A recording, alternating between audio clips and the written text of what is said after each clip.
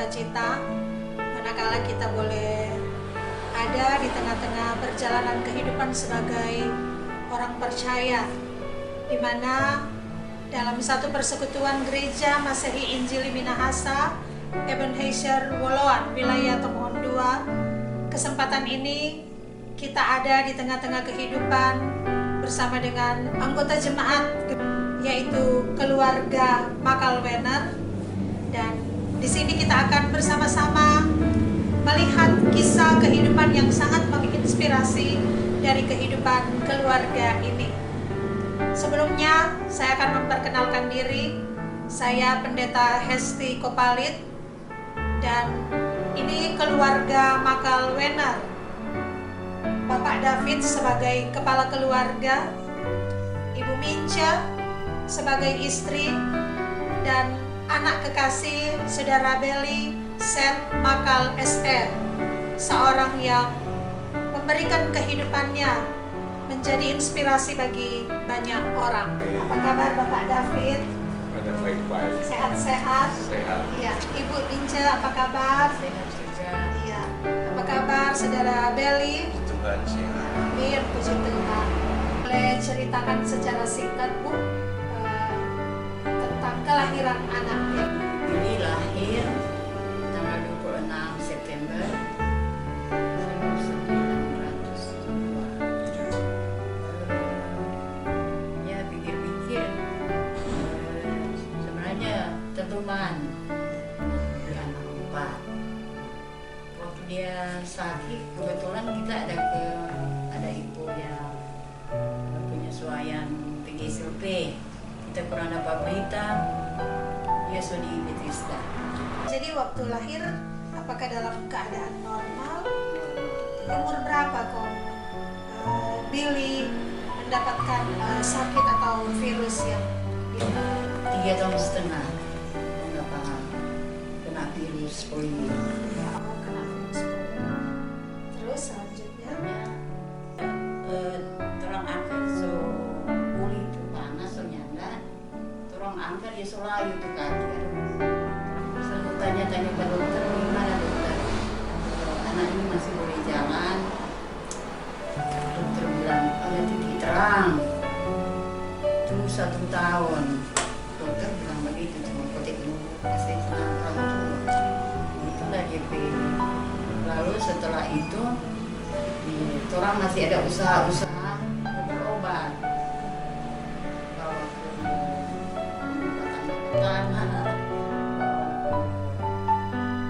doa-doa, berdoa. Tapi kita kok selalu meyakinkan bagaimana kurang jawaban. Kami yakin. Sekarang mau tanya Bapak, jadi apa perasaan pertama dari Bapak dan Ibu sebagai orang tua? Perasaan saya luar biasa, kecewa. Lalu saya menghadap dokter di Bethesda, Dokter Haryanto. Saya menghadap sendiri, lantas tanyakan, dokter, apa ini anak bisa sembuh lagi? Lalu dokter katakan, ya berusaha. Dia tidak katakan, oke, mau sembuh. Dia terus katakan, ya berusaha. Kalau di Bethesda tidak mampu lagi, kita ke Manado. Kalau di Manado tidak mampu, kita ke Jakarta. Kalau di Jakarta tidak mampu, kita ke Singapura. Orang tua mengharapkan masih ada kesembuhan. Sama sekali dokter Haryanto itu sembunyikan, tidak mau mengecewakan ibu bapak. Nanti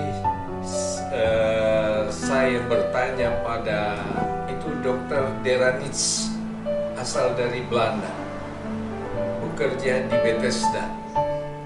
Saya tanya, dokter, ini dokter ke-11 yang kami cari. Apa masih bisa sembuh? Lalu dokter Deranits katakan, ini penyakit seumur hidup. dan tidak akan sembuh lagi.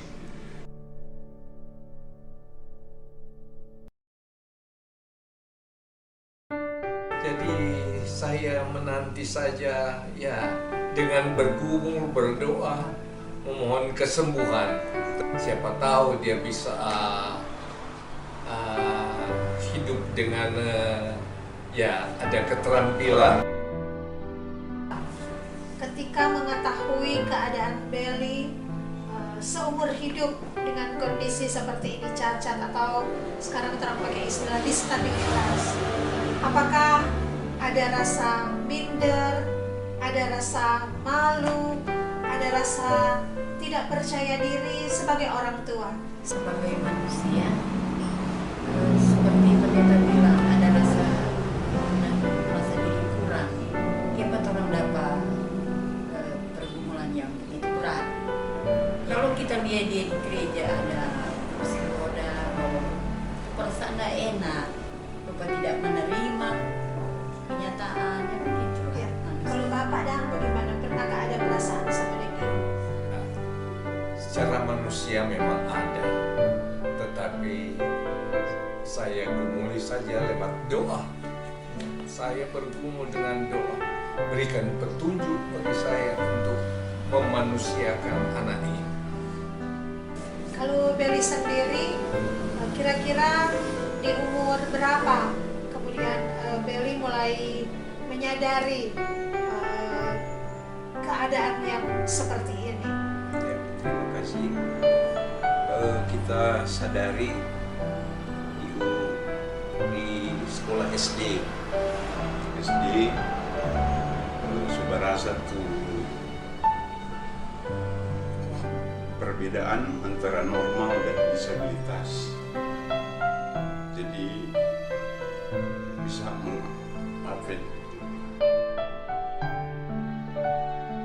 melihat teman-teman boleh lari, boleh berjalan, kayak paham kita nih boleh berjalan waktu itu. Mungkin ini cobaan dari Tuhan, tapi kita percaya bahwa Tuhan itu adil dalam kehidupan. Apalagi waktu itu masih anak-anak, Iya. kan? Tentu itu perasaan yang minder pasti ada juga kan. Atau di umur berapa kemudian ada motivasi diri untuk boleh menjadi lebih baik lagi?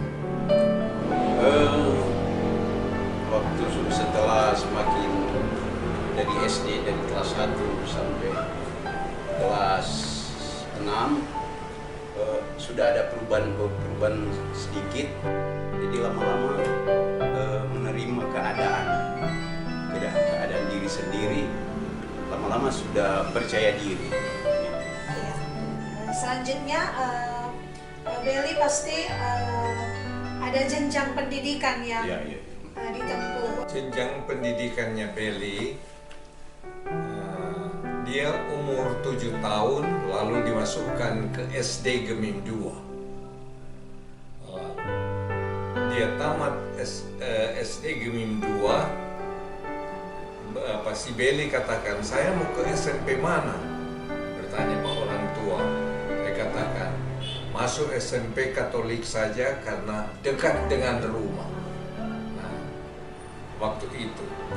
Dan sebelum masuk ke SMP Katolik, ada bantuan dari Bruder Han yang tinggal di Boloan. Dia datangi, si Bruder Han datangi kami suami istri, keluarga. Dia katakan, si Belly saya akan usulkan di tahun cacat internasional untuk membuatkan sepeda 3 roda yang diterap dengan tangan. Nah, sepeda itu sampai sekarang masih ada.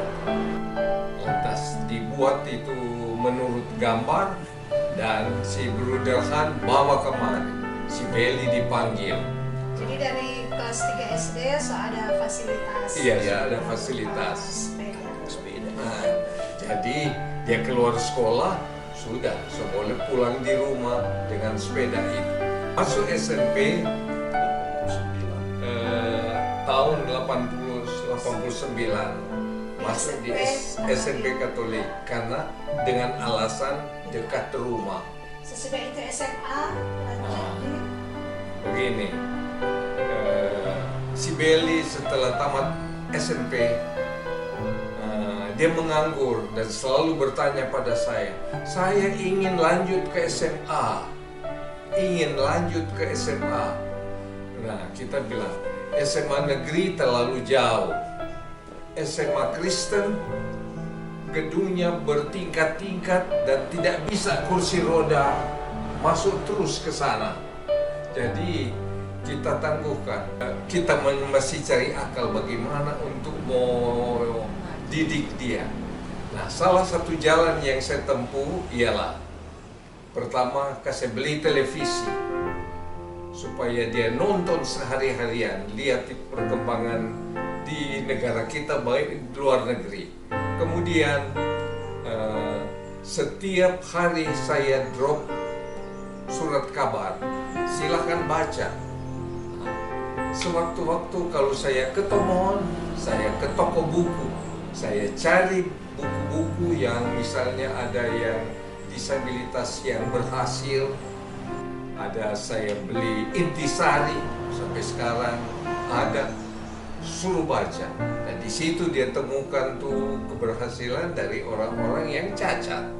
Nah, itu tuh usaha-usaha saya. Saya waktu itu kepala sekolah SMP Kristen Kakaskasa. Saya teringat si Belly, bagaimana kita urus-urus anak-anak, bagaimana si Belly. Satu waktu ada berita bahwa ada paket C. Paket C itu pelepasan SMA. Saya turut sertakan dia, daftarkan, bayar tuh ketentuan. Ternyata pengetahuannya yang lewat surat kabar dan buku-buku, yang penting dapat dia lolos dan dapat ijazah. Jadi tingkat SMA mendapatkan ijazah SMA dari ujian paket C. Terus kalau tadi waktu perkenalan ternyata Belly ada gelar sarjana ekonomi. Setelah kita jadi PNS, pegawai negeri sipil, masih golongan 2 untuk sama-sama kuliah untuk memperbaiki nasib. Kuliah di El Fatah. Di situ saya dapat gelar SE. Sekolah Tinggi Ekonomi. Ya, terima kasih.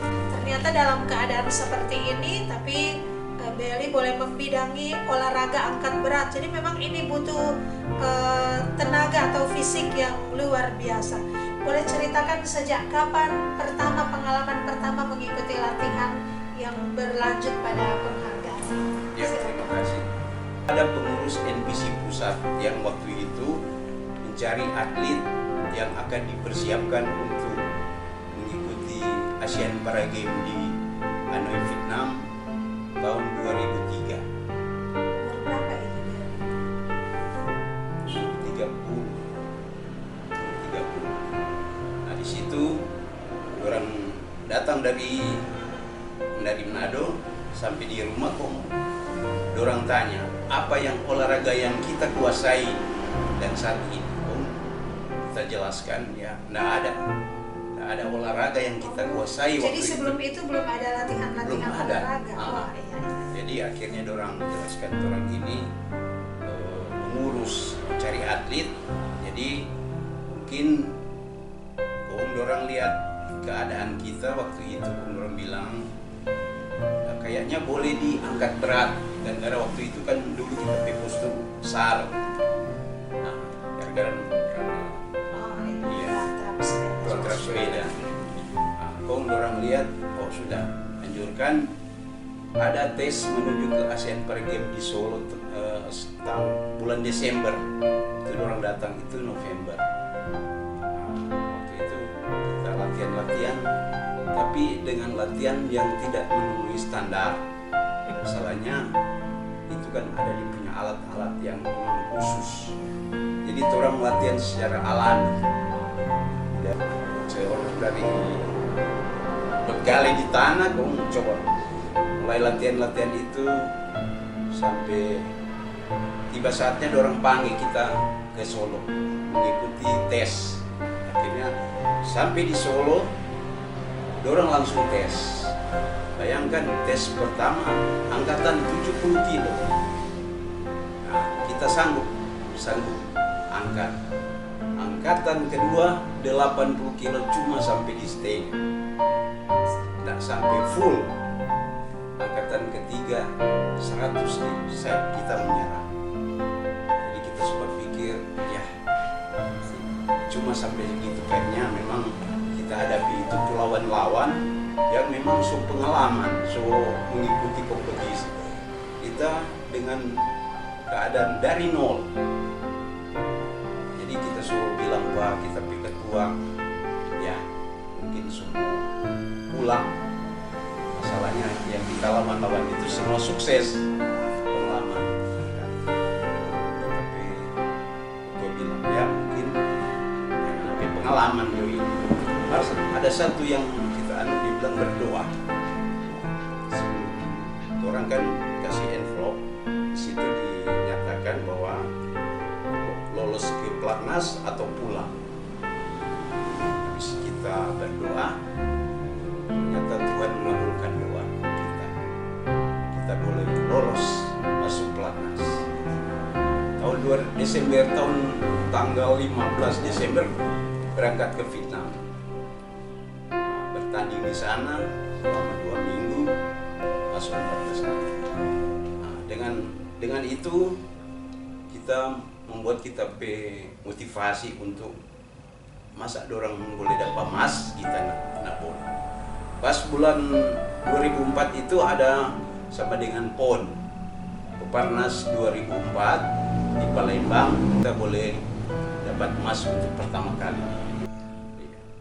Jadi dari situ, dari Peparnas ke Peparnas selalu dapat emas. Dan untuk internasionalnya tahun 2009 kita boleh dapat emas di internasional. Jadi bagaimana perasaannya Belly ketika dan tentu seperti kesaksian Belly tadi, semuanya ini tentu karena ternyata dalam rancangan dan rencana Tuhan. Jadi prestasi yang pernah saya capai selama mengikuti pertandingan baik nasional pun internasional, tahun 2003 masih peringkat 4.